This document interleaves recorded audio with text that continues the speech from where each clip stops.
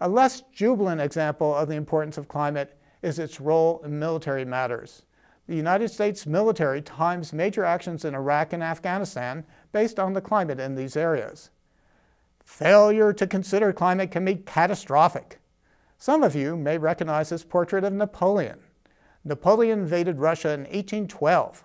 This chart, often judged the most impressive of all time, tells the story of this invasion from the French perspective. Shown is a map of Western Russia with the path of the French advance in brown and the retreat in black. The width of the path and the numbers indicate the size of the French army at various locations.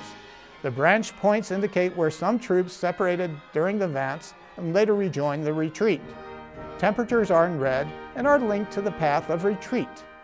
The background music is from Tchaikovsky's 1812 overture, which also tells the story of this invasion, but from the Russian perspective.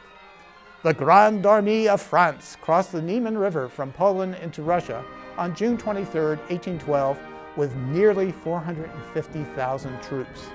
The Russian army avoided major engagement with the French and retreated further and further into Russia, scorching the earth behind them. Thus, the French found it difficult to find food for themselves and their horses. The Russians finally engaged the French in battle outside Moscow on September 7, 1812, in the Battle of Borodino that resulted in approximately 44,000 Russian and 35,000 French casualties, perhaps the bloodiest day of battle to that time.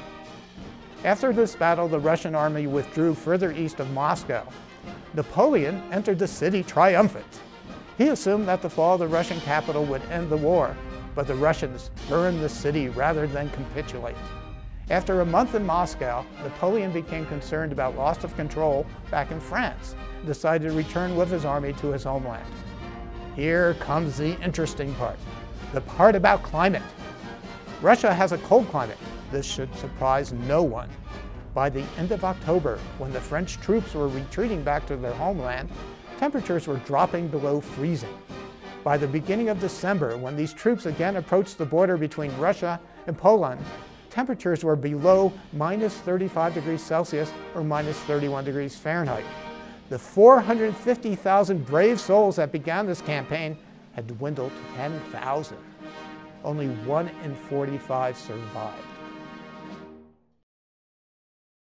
A third example of the importance of climate involves changes in Arctic and alpine ice masses.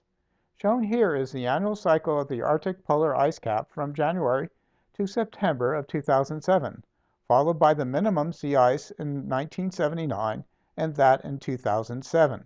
For just one time, I would take the Northwest Passage to find the hand of Franklin reaching for the Beaufort Sea, tracing one warm line through a land so wide and savage, and make a Northwest Passage to the sea.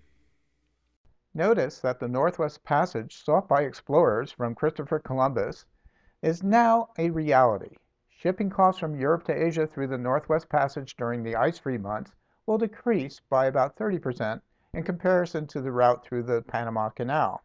Pat Brow, a Denver business person, purchased the port of Churchill on Hudson Bay for $8 in 1997. An ice-free Northwest Passage could bring up to $100 million of shipping to Churchill each year.